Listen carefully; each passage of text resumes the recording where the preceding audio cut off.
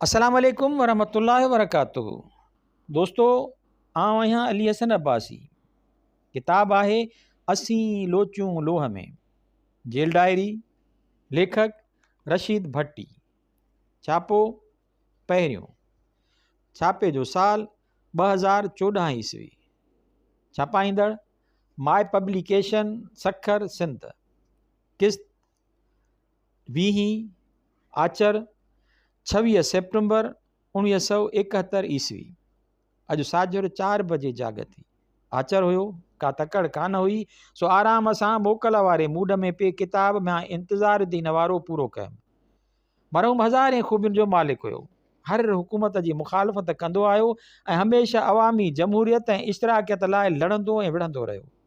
हड़ावड़ा वीचारे पंहिंजी ज़िंदगीअ जे मक़सद ऐं मुराद माण लाइ रहंदो रहियो, तव्हांजो पंहिंजूं मुरादूं पुठियूं ॾिसण खां सवाइ हिन दुनिया मां हलियो वियो। कांग्रेस में हुयो त उन जमायत सां उन ॻाल्हि ते टकर खाई निकिरी आयो जो ॿी महाभारी जंग में कांग्रेस जे अंदर वारो कम्यूनिस्टनि कांग्रेस जी जंगी पॉलिसीअ सां मुखालफ़त कई, जंहिं सबबु हिननि खे उन मां कढण जा सांभा थियण लॻा। हीउ उन्हनि लाइ लड़ियो ऐं निकिरी आयो, मुस्लिम लीग में आयो, पाकिस्तान ठहियो त पंजाब जो वज़ीर आबादकारी थियो। हिन जा मुहाजरनि जे आबादीअ लाइ रिथा ॾिनी, सा लियाकत वारनि मंज़ूर न कई ऐं एहतजाजनि इस्तीफ़ा ॾेई आयो। हिन जी रिथा उहा हुई त सभु मतरूक मिल्कियत सरकार खणे ऐं मुहाजरनि खे कुटुंब ॿाहिरि उन मां हिसो ॾिनो वञे। हिन उन ॻाल्हि जी मुखालफ़त पे कई त शाहूकार मुहाजरनि खे पाकिस्तान में बि शाहूकार कयो वञे ऐं ग़रीब खे ग़रीब। हिन प्रोग्रेसिव पेपर्स लिमिटेड जो बुनियादु विधो, जंहिं पाकिस्तान टाइम्स, अमरोज़ ऐं लैलो निहार जहिड़ा जरीदा कढी अवाम खे तरक़ी पसंदि ऐं इश्तराकी नज़रियनि जी तालीम ॾिनी। पर अयूब जी मार्शला में संदसि उहो इदारो ज़ब्त कयो वियो। मार्शला ताईं हू आइनसाज़ असेंबलीअ जो मेंबर रहियो ऐं हरदम मुखालफ़त में अवामी जज़्बनि ऐं रायनि जो बेरोक टोक इज़हार कंदो रहियो। संदसि असेंबलीअ जूं तक़रीरूं मिसाली आहिनि। अकेलो हिकिड़ो ॼणो सरकार जे नक में दम कंदो हुयो। तक़रीर दौरान तंज़ ऐं मज़ा बि संदसि ख़ूबी हुई। हिकु दफ़े हिन चयो हुयो त हिन असेंबलीअ में रुॻो मुंहिंजी ही कुर्सी मुखालफ़त जी मुस्तक़िल आहे, न त ॿियूं कुर्सियूं ऐं उन्हनि जा वेहंदड़ म्यूज़िकल चेयर जा फिरंदा गिरंदा रहिया आहिनि। हिन पाकिस्तान वज़ारत जा बि अजीब ऐं सुहिणा ठाहूका नाला तजवीज़ कया आहिनि। असेंबलीअ में 1954 ईस्वीअ में हिन चयो जो हाणे बि सच आहे त असांजी वज़ारत ख़ुराक ब्लैक मार्केटिंग जी ब्लैक मार्केटिंग जी वज़ारत आहे। वज़ारत इतलात अफ़वाह गर्दी ऐं कूड़ फैलाइण जी वज़ारत आहे। वज़ारत दाख़िला दॿाउ ज़ुल्म ऐं घरू लड़ाईअ जी वज़ारत आहे। वज़ारत परॾेही नाता टोड़ ऐं अजाई छिकताण जी वज़ारत आहे, वग़ैरह वग़ैरह। शुरू पाकिस्तान खां थी हू बंगाल सां थींदड़ ज़्यादतियुनि ऐं फुरलुट ख़िलाफ़ असेंबलीअ में आवाज़ उथारींदो रहियो। साॻी रीति सिंध जे मसइलनि ऐं लूट खसूट ते जॾहिं संदन मेंबर सभु सरकारी छाड़ता चुप हूंदा हुआ त हिन मुजाहिद जो आवाज़ हाल में गूंजंदो हुयो। आख़िर हिन खे मुस्लिम लीग मां बि संदसि कयल ख़िदमतुनि जे एवज़ ईअं कढियो वियो जीअं सिंध मां GM शहद ऐं बंगाल मां भाषानी ऐं सरवर्दीअ खे कढियो वियो। हिन पंहिंजी आज़ाद पाकिस्तान पार्टी ठाही, उन बाद नेशनल पार्टी ठाही ऐं आख़िर में भाषानीअ जे अवामी पार्टीअ सां मिलाए उनखे मौजूदा नेशनल अवामी पार्टीअ जी शिकिल ॾिनी वई। हिन अवामी लीग जे 1954 ईस्वीअ वारी कामयाबी बादी उहा पेशन गोई कई जा अॼु पूरी थी आहे। असेंबलीअ में हिन ऐलान कयो त जे बंगाल खे अञा बि वधीक सतायो वियो त अवामी लीग में उहे ख़ूबियूं ऐं कुवतूं आहिनि जे बंगाल खे आज़ादु कराइण खां सवाइ ॿियो न सोचींदा। पर रिढुनि अॻियां रबाब वॼाईंदे वरिया थिया। हू सॼी उमिरि सूबनि जी ख़ुदमुख़्तारीअ लाइ लड़ंदो रहियो। हू बार बार चवंदो रहियो त मर्कज़ माना ॿधी न निफ़ाक़, तव्हांजो मज़बूत पाकिस्तान हक़ीक़त में पाकिस्तान खे कमज़ोर करे टुकर टुकर करे छॾींदो। हू चवंदो रहियो त पाकिस्तान हिकु मुल्क न आहे, पर 5 मुल्कनि जो मजमू आहे, जिन खे अलॻि जाग्राफ़ी, अलॻि सकाफ़त, अलॻि ज़ुबान ऐं अलॻि इक़्तिसादियात आहे। उन करे हिन ख़िते में कॉन्फिड्रेशन ई बहितरीन ऐं सभु लाइ क़ाबिल क़बूल निज़ाम आहे। बाक़ी जे रुॻो इस्लाम खे तव्हां क़ौमियत जो अंसर था ॼाणायो त पोइ अफ़गानिस्तान, इंडोनेशिया, ईरान ऐं ॿियनि मुस्लमान मुल्कनि खे बि पाण में गॾियो ऐं हिकु मुल्क कयो। आइन साज़ असेंबलीअ में 1953 ईस्वीअ में बुनियादी उसूलनि जी रिपोर्ट ते बहस दौरान साॻिए ई इजलास में हिन ज़ुबान जे मसइले ते बि उहो ई इज़हार कयो जो आख़िर हल थियणो आहे। हिन चयो त उर्दू कंहिं बि मुल्क जी ज़ुबान न आहे। हितां जूं ज़ुबानूं बंगाली, पंजाबी, सिंधी, बलोची ऐं पश्तो आहिनि। उन्हनि खे क़ौमी ज़ुबान बणायो। उर्दूअ खे तव्हां राब्ते जी ज़ुबान करे रखी सघो था, सूबनि दरमियान, पर हर सूबे जी सरकारी ऐं क़ौमी ज़ुबान उतां जी ज़ुबान थियणी आहे। पाकिस्तान जे क़ौमुनि जी समाजी ऐं सकाफ़ती ऐं इक़्तिसादी तरक़ीअ लाइ ठहियो हुयो। उन लाइ ई रहंदो, न कि पाकिस्तान को अहिड़ो जदीद इदारो आहे जो उर्दूअ जी तरवीज ऐं तरक़ीअ लाइ ठहियो हुजे। उन आइनी उसूलनि ते बहस दौरान जमहूरियत ऐं अवामी मतन ऐं बुनियादी इंसानी हक़नि लाइ सॼो अरसो मथो हयूं, पर वीचारे जी कंहिं बि न ॿुधी। 3 सेप्टेम्बर 1955 ईस्वीअ में आइनसाज़ असेंबलीअ में 1 यूनिट बिल जी बि हिन चङी खलला थी। हिन चयो त नंढनि क़ौमुनि जे हक़नि ते कब्ज़ो करण लाइ उन्हनि जी मर्ज़ीअ ख़िलाफ़ु नाम निहाद इत्तफ़ाक़ ऐं इतिहाद करण जी कोशिश सां तव्हां एको न पर निफ़ाक़ आणींदव। 1 यूनिटी न पर डिसयूनिटी आणींदव। उन सां वधीक उहो साबित थींदो त असां ओलह पाकिस्तान में त हिकु यूनिटी आहियूं ऐं बाक़ी बंगाल असां खां ॿाहिरि ऐं धारियो आहे, ऐं असां सचा पाकिस्तानी आहियूं, बाक़ी बंगाली कूड़ा आहिनि। आज़ाद ऐं ख़ुदमुख़्तियार सूबा ऐं परॾेही ऐं बचाव जे खातनि वारो मरकज़ी असां में क़दरे यूनिटी आणे सघे थो, बाक़ी हथरादो यूनिटी त तुर्त तबाही आणींदी। गरमाईअ वारी उहा यूनिटी राजा कंशक, औरंगज़ेब ऐं महाराणी विक्टोरिया वारी यूनिटी हूंदी, जंहिंजी पछाड़ी हिंदुस्तान जे टुकर टुकर थियण सां थी हुई। पंजाबी सिंध में नौकिरी ऐं ज़मीन लाइ ईंदो त उन सां लाज़मन पंजाब लाइ सिंध में नफ़रत थींदी। 1 यूनिट हिकु बि मक़सदी साज़िश आहे। हिकु त बंगाल ऐं ॿियनि नंढनि सूबनि ते पंजाब हावी ऐं मुसलत रहे ऐं उन्हनि खे खाई फुरे, ऐं ॿियो त उर्दू ज़ुबान ऐं सकाफ़त खे ज़ोरीअ मढ़ियो वञे। पर ख़ुदारा ही ॾाढ ऐं जबर वारा तरीक़ा छॾे ॾियो। असांजूं सूबाई सकाफ़तूं शाह लतीफ़, वारिस शाह, बुले शाह ऐं ख़ुशहाल ख़ान खटक जूं सकाफ़तूं उर्दू सकाफ़त खां अज़ीम आहिनि। उन्हनि खे ईअं ख़तमु न करियो। आख़िर में हिन चयो त जे पाकिस्तान खे बचाइणो अथव त उहो बिल 1 यूनिट पेश न करियो। अॼु क़ुर पढ़ी पूरो कयुमि। हेल हिकु ॿी ॻाल्हि बि अजीब ऐं न सम्झण जोगी लॻी। क़ुर में जेकी बि मकी सूरतूं आहिनि तन में गैरनि ऐं कुफ़ारनि सां बि रहम ऐं करम जी रवश अख़्तियार करण लाइ चयल आहे, ऐं मदनी सूरतुनि में उन्हनि सां सख़्त ऐं इंतिज़ामी थियण जी तलक़ीन कयल आहे। मके में इस्लाम जी शुरूआत थियल आहे ऐं उते रहण ताईं इस्लाम अञा ताईं मज़बूत टोले जी शकिल न वरिती हुई, पर मदीने में उहा हिकु मुनज़म, मज़बूत ऐं मुड़ुस माण्हुनि जो टोलो थी पियो हुयो। किताब पढ़ी पूरो कयुमि त उथी जॻह असाइण लाइ विरांडे में घुमणु लॻुमि। मुख़्तार चयो, भट्टी साहब अचु त शिकार ते हलूं। मां खांसि फालतू गुलियल वरिती ऐं ॿिली पोयां करे असीं हेठि बाग़ में लही पियासीं। अॼु सही माना में आचर मल्हाइण जो प्रोग्राम थियो हुयो। तोता तमामु मथे वेठा हुया, कबूतर गेरो जेल में ई कोन। सो हिकु ॿिनि झिरकियुनि खे निशानू बणायमि, पर हथु कुझु न आयो। मुख़्तियार हिकु नोरीअड़ो मारियो, जंहिं ते ॿिली झड़प ॾेई वञी वेठी ऐं आचर जो रिच फुड खूब खाधाई। मां बाग़ जे जवाबदार ऐं कोयलनि सां दिलि विंदराइण वेठुसि। उतां थकियुसि त चकर ॾे राही थियुसि। 5 गली खां कारे चकर ॾांहुं लड़ियुमि त तलाव जी भित ते जमील वेठल नज़र आयो। सलाम करे गॾु ॻाल्हाईंदो हलियो ऐं ॿी क्लास ताईं कठो आयुमि। संदसि ॻाल्हियूं दिलचस्पी हिमत भरियूं ऐं अजीब हुयूं, सो संदसि अयाज़ सां मुलाक़ात कराइणु ज़रूरी सम्झी खेसि बि अंदरि वठी आयुमि। हिन अयाज़ खे बि पंहिंजे जेल मां भॼण, खून करण ऐं गिरफ़्तार थियण ताईं समूरो दास्तान ॿुधायो। कीअं सिजावल खां दरिया टपी पुलिस ऐं फ़ौज खे धोखे ॾियण लाइ ठटे विया ऐं वरी दरिया टपी हिन भराया।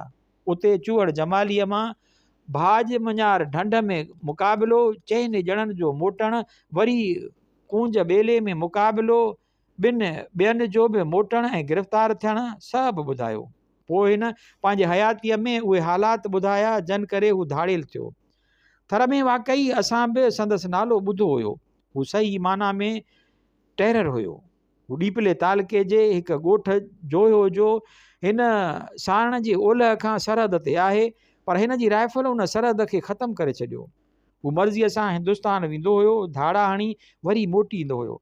पाकिस्तान में धाड़ा हणी भॼंदो हुयो त वञी भारत भीड़ो थींदो हुयो। हू 28-29 सालनि जो हुयो जो पहिरियों भेरो गिरफ़्तार थियो। संदसि भरवारे ॻोठ में जिते संदसि भेण पढ़ियल हुई ईंदो वेंदो हुयो। उतां जी हिकु वांढी औरत साणसि ॾिठल, यानी पंहिंजी खरियल ऐं हिन सां ठहियल हुई। उनखे हिकु ॾींहुं संदसि साहेड़ियुनि खूह ते पाणी भरींदे जमील जा महिणा ॾिना, जिन मां हिकु माई टोहीअ जी ज़ाल सरस हुई। जमील रन सां मिलियो त हिन दाह ॾिनसि ऐं चयसि त जे यार आहीं त टोहीअ जो उठ कोहराए, न त यारी टोड़े। ॿिए ॾींहुं भरवारे मेले ते जमील ऐं टोहे जो मेल थियो। जमील ललकारींदे चयसि त अॼु राति तुंहिंजो उठ कढंदुसि। राति जो हिन दोस्त खे उठ कढण लाइ चयो ऐं पाण साई में हिकु शादीअ ते हलियो वियो। ॿिए ॾींहुं सुबुह जो उतां मानी खाई मोटियो त दग में ख़बर पियसि त टोहिन जो उठ चोरी थियो आहे ऐं चवे थो त जमील कायो आहे। जमील सां ॿिया शादीअ वारा बि गॾु हुया, जन साख भरी त ही राति असां सां हुयो। आख़िर टोहे वांडीअ खे एलाज़ मिनत करे उठ मोटाइण लाइ चयो। हिन जमील खे चयो, जंहिं बि मञियो ऐं टोहीअ खां 100 रुपया वठी ख़र्च जा उठ भराइण हलियो वियो। रस्ते ते पुलिस हिन जे कढ ॿियो उठ लाइ हिन खे गिरफ़्तार कयो। हिन खे मिठी लाकब में पूरियो वियो, जिते 2.5 महीना रहियो ऐं उन विच में केस हलियो, जंहिं मां छुटी वियो। मोटी आयो त माणस बि महिणा ॾिनसि ऐं वांडीअ वारी ॻोठ वारी भेण बि। हिननि जो ॻोठ वारनि रहणु रतु करे छॾियो हुयो। हू सही संभरी निकितो, ॾीपले जी बाज़ार में टोहियो मिली वियुसि। हिन खे हिन मयारूं ॾिनियूं त हिन गारियूं कढियसि। हिन बि चयसि त हफ़्ते में पलव वठंदोमांइ। ॿिए ॾींहुं हू बंदूक खणी टोहे जे ॻोठ वियो। ॻोठ ॿाहिरां पगमट यार ताजूअ जो पुटु काठियो मिलियुसि। हुनखे बि पाण सां ॿधाई। पोख में टोहियो संदसि भाउ माजी सभु हिंदू नाला ऐं उन्हनि जे औरतुनि खे ॿधी मुड़ुस जी बेइज़ती कयाई ऐं हिकु ॿिनि ॾोमियुनि सां बि हरकत कयाई। पोइ मोटी ॻोठ वियो। ॻोठ पुॻो त टूहे जी भेणीअ हबूअ खेसि दड़का ॾियारे मोकिलिया त हिन जो महिमान आहियां, मारींदोसांइ। हिन उन खां अॻु पाण वञी 3 ॾींहं पंधु करे उनखे मारियो। हबू जो सालो जाड़ो वीर अवल नगर पारकर जो सेठ हुयो। उन जमील जे 3 माइटनि औरतुनि समेत खे गेले थाणे में बेइज़तो करायो। जमील उतां अची उनखे बि मारियो। घोड़ी ते चढ़ी बॉर्डर क्रॉस करे हलियो वियो। साल खन में चुप थी वई त मोटी आयो। खेसि ख़बर पई त संदसि दोस्त दोदे भट्टीअ मुस्लमान जे घर खे साईं ॾिने ठकर हिंदू फुरियो हुयो। घर साड़िया ऐं उन जी ज़ाल खणी भॻो थो वञे। हिन घोड़ीअ ते चढ़ी वञी उन जो अॻु वरितो, ॼार में लिकी बीठो। साईं ॾिनो घोड़ीअ ते दोदे जी ज़ाल खयों पियायो त ओचितो निकिरी वाग वठी घोड़ो बीहारियई ऐं कुहाड़ीअ सां हुन जो कमु तमामु कयाई। पोइ दोदे जी ज़ाल उनखे टुकर टुकर कयो। उन बाद हू रुपोश थी वियो। पहिरियां 2 खून उन पंहिंजे बदिले खां कया, बाक़ी ॿिया दोस्तनि जे करे कयाई। जन मां अक्सर मुस्लमान हुयसि। जंहिं केस में झलजी सिजावल आयो हुयो, उहे 7 खून बि दोस्त नोहीड़े ज़ात मुस्लमान जे भाउ जे खून जे पलव में कया हुयाईं। जेल मां भॻा बि उन करे जो ख़बर पियनि त नोहीड़ी जे भाउ जा कातिल जेल मां छुटी निकिता आहिनि ऐं उन्हनि जो पलव करणो हो। न पकड़ियो त मथसि 6 खून हुया। हिकु जमादार जो ऐं ॿिया अॻु जा धाड़नि जा 17 केस हुयसि। गिरफ़्तार बि दोस्त इनाम जी लालच में करायोसि। हिन जी गिरफ़्तारीअ ते 2 बिलाक ज़मीन, 2 सोना ॿिला ऐं 10,000 रक़म रखियल हुई। उनखे बि हिन निकिरी गिरफ़्तारीअ खां अॻु मारियो ऐं नोहीड़ीअ जे कातिलनि खे बि हू 5 साल कचो रहियो ऐं 9 साल पका पूरा करे चुको आहे। केस मिस्री शाह थर जी बीबीअ जो तावीज़ आहे, जंहिं करे कॾहिं बि गोली न लॻसि। अख़बारुनि में का ख़ासि ख़बर कान हुई। सम्झिजे थो त सेप्टेंबर जी 28 तारीख़ यहिया क़ौम खे ख़िताब करे ऐं शायदि या अक्टूबर में आइन ज़ाहिर करे। उहे अंदाज़ नूरुल अमीन जे बयान मां कढिया विया। बांग्लादेश वारनि हवाई ऐं बहरी फ़ौज क़ाइमु करण जो बि फ़ैसिलो कयो आहे। हिकु बरतानवी जहाज़ बि तबाह थियो आहे। वज़ीर इसाक जमात इस्लामी वारी जे कार खे बि बम सां उॾायो वियो आहे, जो सख़्तु ज़ख़्मी आहे। अयाज़ चयो त सरदार अकबर खे गिरफ़्तार नथा कनि। मूं चयसि त हुनखे उन करे गिरफ़्तार नथा कनि जो हुन जे पोयां राज आहिनि। असां पोयां शागिर्द सोखनि हुया, से बि वञी घर वेठा आहिनि। उर्दू असांजे पोयां शागिर्द सौखनि हुया, से बि वञी घर वेठा आहिनि। उर्दू अख़बार जे लिखणनि मां पतो पवे थो त मुहाजिर अॼुकल्ह ॾाढो ॾिनल ऐं मुस्तक़बिल जे बारे में ग़ैर यकीनी आहिनि। ख़बरूं खेनि डीमोरलाइज़ करे रहियूं आहिनि। हू पाण खे पाकिस्तान में फालतू ऐं दरबदर लिखी रहिया आहिनि। मुहाजिरनि जे क़त्ल ते करबला जियां मातम करे रहिया आहिनि। अॼु ब्रेज़नोफ युगोस्लाविया में चयो त कम्यूनिस्ट नज़रिया हर मुल्क में उतां जे हालतुनि ऐं अवामी नफ़्सियात जे मदेनज़र अमल में आणा आहिनि। जा ॻाल्हि असां सालनि खां करे रहिया आहियूं उहा ई कई हिंदुस्तान जा कम्यूनिस्ट ऐं पोइ पाकिस्तान जो उर्दू कम्यूनिस्ट करे रहिया आहिनि। रुगो सोभो असां सां मुतफ़िक़ थींदो हुयो। अॼु संदसि दुआऊं कूड़ियूं थियूं। असांखे सिंध में अॼु संदसि दावाऊं कूड़ियूं थियूं। असांखे सिंध में पंहिंजे नमूने उहे नज़रिया अमल में आणा आहिनि, न की रूस जियां। सूमरु 27 सेप्टेम्बर 1971 ईस्वी। अॼु ॿी क्लास में पुॼी वेठुसि, मस त माड़ीअ तां माण्हू आयो। सम्झ में त का मुलाक़ात हूंदी। वियुमि त राशिद मुबारक ॾिनी। सम्झ में त शायदि रिहाईअ जो ऑर्डर अची वियो आहे। हिन मार्शल एडमिनिस्ट्रेटर जो ज़ोन डी जो लेटर ॾिनो। गवर्नर ऐं मार्शल एडमिनिस्ट्रेटर सिंध मुंहिंजी मर्सी पिटीशन जे जवाब में 9000 ॾंड मुआफ़ कयो। ॿी क्लास बि ॾिनो हुयो। शायदि कंहिं शर्म आयो अथर त लेटर मूं ॾे ख़िताब कयल हुयो, सो वेड़े खीसे में विधुमि पे त डिप्टीअ जो माण्हू आयो। डिप्टीअ बि घुराए मुबारक ॾिनी। जेल अख़्तारीअ वारनि वटि बि इतलाउ अची चुको हुयो। हिन सूबेदार खे घुराए मूंखे अॼु ई शिफ्ट करण जो ऑर्डर ॾिनो, पर मूं खेसि सुभाणे सुबुह जो टपड़ खणण लाइ चयो। सोचियुमि त मुला क़ासिम ऐं ॿियनि हंडीवालनि सां पोयों ॾींहुं कचहरी करे वठां। काज़ीअ चयो त सुभाणे तव्हांखे कमिरो तयारु थी मिलंदो। मां क़ासिम वारनि खे अची ॻाल्हि कयमि। वीचारा ख़ुशि बि थिया ऐं ॾुख बि थियुनि। हिननि मूंखे छॾणु न पिए चाहियो। चवनि साईं वञो त अॻो पोइ हितां छुटी वञो, बाक़ी तव्हांखे ईअं टपड़ खणी वञणु कोन ॾींदासीं। सचुपचु हिते मूंखे सवाइ प्राइवेसी ऐं साजरी बंदि थियण जी ॿी का बि तकलीफ़ कोन हुई। सभु वीचारा ख़िदमत ऐं इज़त करण लाइ आता हूंदा आहिनि।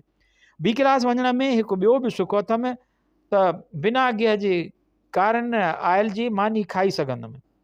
जा हिते कान थी सघे, छो जो गॾु हंडी कंदा आहिनि ऐं गिह मूं लाइ नुक़सानकार आहे। सचुपचु त मूंखे बि ॾाढो ॾुख थो थिए।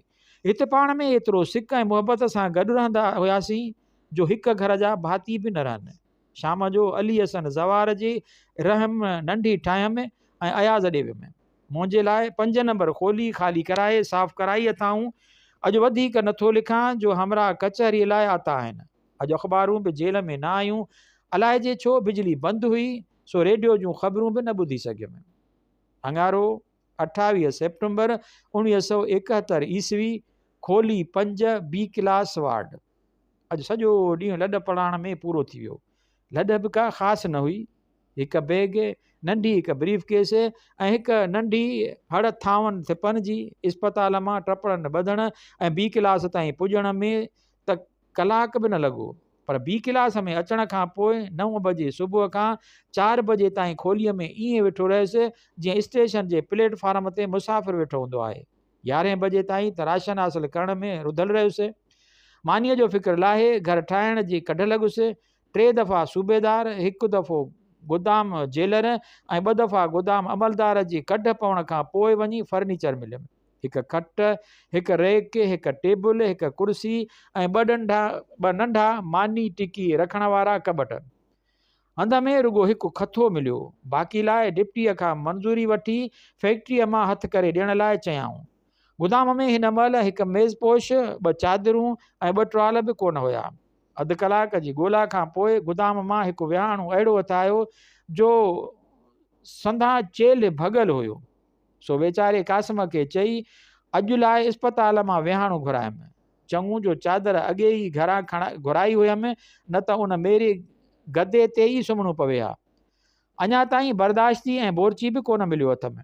पखो ऐं पलग बि खोलीअ में न लॻी मिलियो आहे। दर ऐं दरी शीखुनि सां बिना ताका आहिनि, सो उन्हनि लाइ बि गोदाम में खोट हुई। 2 पर्दा हथु करे आयो आहियां जे खोलीअ खां ॿाहिरि रखिया अथमि। एॾा मेरा ऐं बदबूदार आहिनि जो अंदरि रखा हा त खोली मच्छी म्याणी थी पवे हा। सुभाणे कुंभ ते मोकिलियां थो। 2 बजे ताईं उहो सामान वठी खोलीअ में सामान खोले रखियुमि ऐं झटि लेटी आराम कयुमि। अॼु सुबुह सां इस्पताल में ॾाढो सुठो चहचटो थियो। 2-4 गैरती अची पाण में विढ़िया। हिक पिए चयो त चरियो थियो हुअमि जो गैरत में भेण मारे आयमि। हाणे ॻोठ वारा था चवनि त मूं वारी माउ ऐं जोए ॿई मुंहिंजी गैरत खे मथे खयों बीठियूं आहिनि। न छॾियूं अथऊं को ॻोठ जूं, न हू सामाड़ियल छोकिरो बि। ॿिए चयो त भला वेचारियूं छा कनि, मां 14 साल वठी आयो आहियां, मूं वारी जोइ केॾी बि खणी पाक हुजे पर 14 साल कीअं बसि करे विहंदी। ॿिया के उन हक़ीक़त खां मुंहुं मोड़े रहिया हुया। हिकु मलंग जो झंग सियाल जे पासे जो आहे, तंहिं खिली चयो त न यार, मां बि 3 सालनि खां ज़ाल खां परे आहियां, पर मूंखे हुन जी मजबूरियुनि जो अहसासु हुयो, सो सज़ा वारे ॾींहुं पंहिंजनि मारोटनि खे चई आयो हुअमि त मुंहिंजे ज़ाल जी हर क़िस्म जी पारत अथव। हिननि बि वाह जो पारत पूरी कई आहे। अॻे महीने ख़त आयो त मूंखे पुटु ॼाओ आहे, वरी बि पंहिंजे उहा रत त थी न। सच पच त क़ैदियुनि ऐं फ़ौजियुनि जी क़िस्मत ज़ालुनि जे बारे में हिकु जहिड़ी आहे। शोलो ख़ौफ़ जो इज़हार घर खां परे रहंदड़ फ़ौजियुनि जे ज़ालुनि या मदार रखंदड़ औरतुनि जी जिनसी ज़िंदगीअ जे बारे में ऐं डान वहंदो रहियो में कयो आहे। या जो ख़्यालु हिकु उर्दू साबिक़ फ़ौजी लेखक हल्श हमदानीअ पंहिंजे उन मौज़ूअ जी किताब खून में डूबे तो सहर देखी में ॾेखारियो आहे। तीअं साॻियो ई हाल वीचारनि उन क़ैदियुनि जो आहे जे डिघियूं सज़ाऊं वठी जेल था अचनि, पोयां जो ख़ुदा वाही अथनि। अॼु अख़बारुनि में भुटे जी अहम ख़बर हुई। हिन कोयटा मां मोटंदे हवाई अॾे ते ॿुधायो त जे डिसंबर ताईं आइन साज़ असेंबलीअ जो इजलास न थियो त असां उहो इजलास सिंध जे रेगिस्तान, बलोचिस्तान जे पहाड़नि ऐं सवात जे दीर जे वादियुनि में कोठाईंदासीं। हमरा गजे त कॾो को लाको थो, ॾिसूं त वसे कॾहिं थो, या वरी रुगो वाई झुणनि जियां गजी गजी हवा जी झलके में न हलियो वेंदो। अकबर खां सवाइ हू ख़ान कलात सां बि मिलियो हुयो। अकबर बुगटीअ जी ख़बर इबरत में आहे त वरी 1 यूनिट मणण जूं कोशिशूं थी रहियूं आहिनि। उन में भुटो बि ज़िम्मेवार हूंदो। बाक़ी ख़ैर हो, शाम ताईं रेडियो ते बि का ख़बर अहम न हुई। रुगो ॿुधायाऊं त मुजीब ते केस अञा हली रहियो आहे। बिरोही ऐं 3 ॿिया वकील संदसि बचाव करे रहिया आहिनि ऐं हेल ताईं 20 फ़रियादी धुर्जा शाहिद हली चुका आहिनि। गॾोगॾु उहा बि तंबीह कई वई आहे त को बि माण्हू पंहिंजे मफ़ाद जे बहितरीअ में अहिड़ो बयान या ॻाल्हि न कढे जंहिंमां तोहीने अदालत, दिफ़ा, क़ौमीअ खे ख़तरे या सरकारी राज़फाश थियण जो इम्कान हुजे। अॼु बि अख़बार में ख़बर हुई त नेप पाकिस्तान जे आमला ठहराव पास करे मुल्क में जमहूरियत बहाल करणु शेख मुजीब, शेख अयाज़, GM सैयद, मूं ऐं ॿियनि सियासी शागिर्दनि ऐं मज़दूर रहनुमाउनि ऐं सिंध यूनिवर्सिटीअ जे शागिर्दनि ऐं उस्तादनि जी रिहाईअ जो मुतालबो कयो आहे। हीउ इशारो शायदि अहिड़ियुनि ख़बरुनि न आहे। अॼु शाम संझा ताईं घुमियासीं। संझा महिल गॾु घुमंदे असांखे ख़ैरपुर टकरीअ जे बुलंद दरवाज़े वटि घारियल सांझी यादि अची वई। सुनसान संझा हमेशह खां हलियो अचे या असांजे दिलुनि जे वीराने ऐं सुनसानीअ सबबु सुनसान लॻंदी आहे। असां हुन ते काफ़ी ॻाल्हायोसीं। वाक़ई हिकु टाइम अहिड़ो आहे जो हर जाइ ऐं ज़मान में उहो सुनसान ई सुनसान लॻंदो आहे। ॾींहं जे पूरे थियण जे अहसास, राति जे अंधारनि ऐं उन्हीअ सांत जो भउ ई शायदि असांखे उदास ऐं परेशान करे छॾींदो आहे। अयाज़ बि उन समय जी कैफ़ियत ते कई शेर चया आहिनि। दुनिया जे ॿियनि अज़ीम लेखकनि ऐं शाइरनि बि उन समय जो अक्स ईअं ई चिटियो आहे जीअं असीं अॼु महसूसु करे रहिया आहियूं। राति जो मानीअ खां पोइ चांडोकीअ में घुमियासीं। अॼु 5 महीननि खां पोइ खुलियल हवा ऐं चांडोकीअ में घुमण जो मौक़ो मिलियो हुयो। दिलि बहार थी वई। राति जो सभु अंदरि सुम्हिया, छो जो पोएं पर माट थी पवे, पर मूंखे 5 महीननि खां पोइ खुले आसमान में, सो बि चंड वारे हेठां सुम्हण जो मौक़ो मिलियो हुयो। सो मूं पंहिंजी खट ॿाहिरि कढाई ऐं स्ट्रीट लाइट हेठां वेठो डायरी लिखां। राति जी ख़बर में आकाशवाणीअ ॿुधायो त कोसी जन सदर यहिया खे अपील कई आहे त ओभर पाकिस्तान जो मसइलो यकदमि हल कयो वञे। रूस हिंदो पाक अफकण में अमुन ॾिसण जो ख़्वाहान आहे ऐं त पाकिस्तान सरकार बंगाल में उहो क़दम खणण लाइ हक़ जानिब न हुई।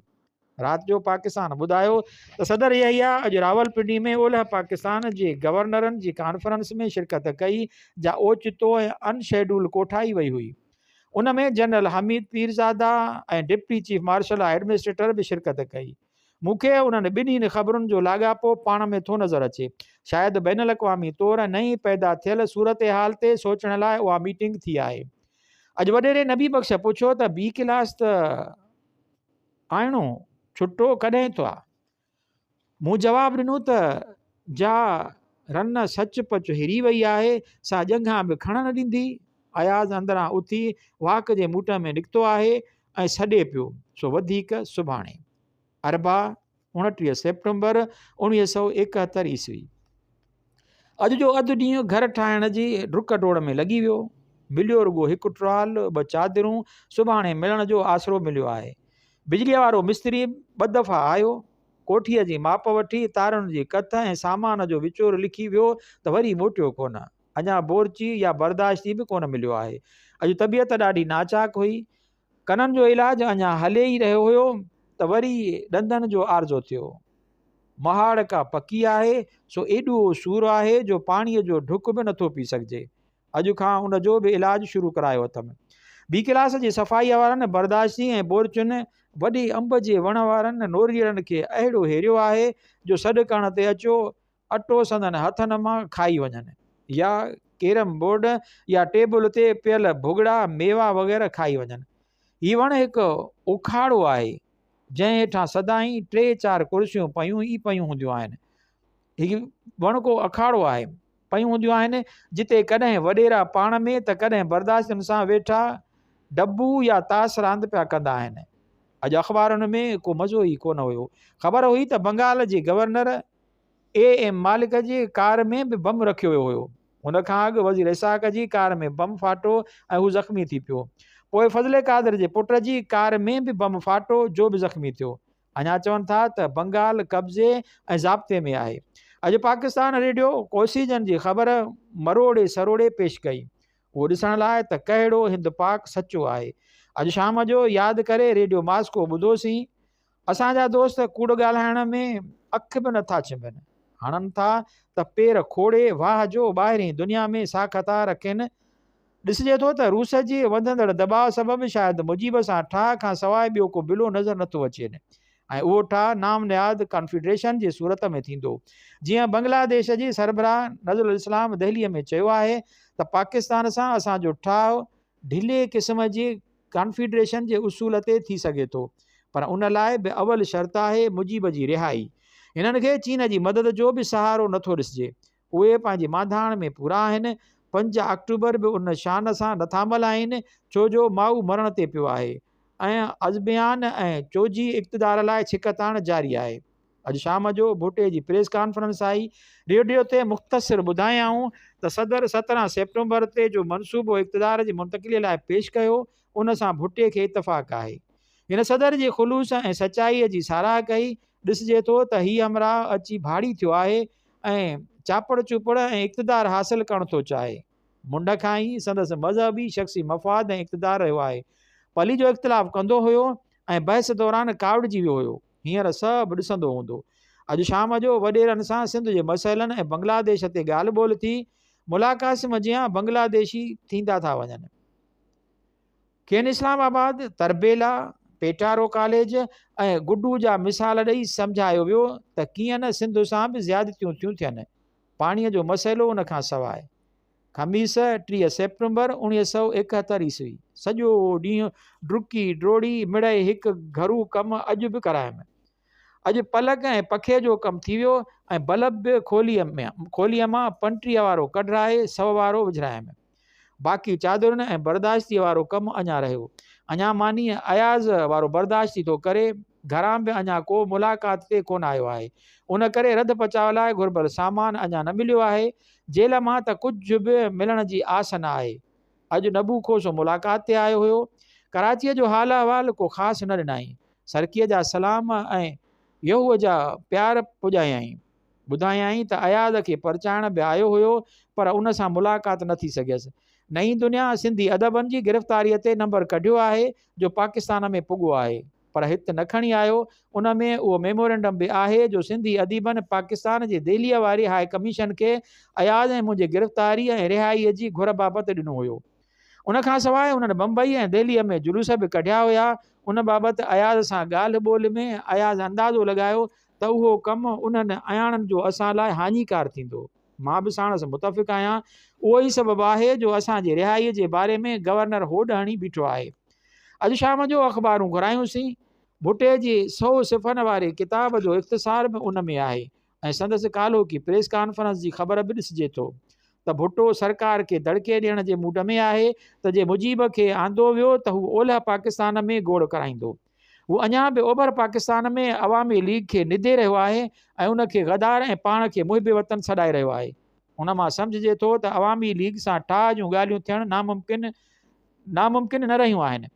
अॼु BBC अंदरां जो कोसीजन गॾियल पधराईअ में गॾियल क़ौमुनि जे बहस मुबाहिसे ऐं काउंस लंडन जे तबसरे सां रायो ॾेखारियो आहे त उहो ई तरीक़ो आहे त अवामी लीग सां ॻाल्हियूं करे उन्हनि खे बंगालियुनि मफ़ाद ऐं ख़्वाहिशुनि जे मदेनज़र सियासी हल ॻोल्हियो वञे, न त हिंद पाक में जंग छिड़ंदी जंहिंजा नतीजा ॾाढा तबाह कोन थींदा। खोसे बि कराचीअ जे हवाले सां बिरोही जे पार्टनर ग़ुलाम अली मेमण ॿुधायो त मुजीब खे शायदि छॾीनि। उहा ॻाल्हि भुट्टे जी उन ख़्वाहिश जे ख़िलाफ़ु आहे जंहिं मूजिबि हिन जनरलनि जी मदद सां पाकिस्तान ते हुकूमत करणु थे चाही। उन करे ई उहा हाणे खां ई मुजीब ऐं अवामी लीग ख़िलाफ़ु अवाम खे ओलह पाकिस्तान ऐं ख़ासि करे पंजाब खे भड़काइण लाइ मैदान हमार करणु शुरू कयो आहे। ॾिसिजे ईअं थो त ईंदड़ महीने ताईं को न को रस्तो साफ़ नज़र अची वेंदो। होॾां सरहदुनि ते फ़ौजियूं बि ॿिन्ही मुल्कनि जूं तयार बीठियूं आहिनि। थर ऐं सिंध जे सरहदुनि ताईं त फ़ौजी अख़्तियारीअ वारनि रोड बि ठाहे छॾिया आहिनि। भुट्टो सदर खे त ख़ुशि करण जी ॾाढी कोशिशि करे रहियो आहे।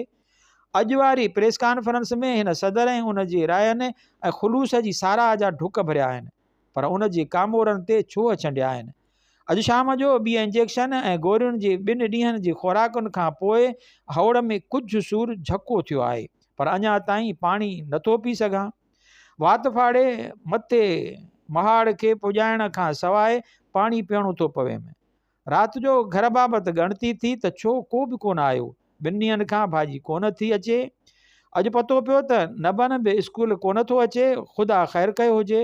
अॼु अयाज़ मुलाक़ात ते वियो सो मां इस्पताल पुराणनि हंडी वारनि सां मिलणु वियुसि। गुंगो बि उते आयल हुयो। सभिनी सां ॻाल्हि ॿोल थी। सुघड़ मीर मोहम्मद बैत ॿुधाया खेसि आचर ॾींहुं B क्लास अचण लाइ चई आयो आहियां। अयाज़ खे सुघड़नि ॿुधण जो मूड थियो आहे। आचर ॾींहुं B क्लास अचण लाइ अयाज़ खे सुघड़नि ॿुधण जो मूड थियो आहे। ॿाहिरि गैर यकीनी सियासी हालत ऐं तवक़ुआत ऐं ॿियनि सबबि पंहिंजी तबियत में मलूल ऐं छिगियल रहे थी। लिखण ते अॼु काल्ह दिलि नथी थिए।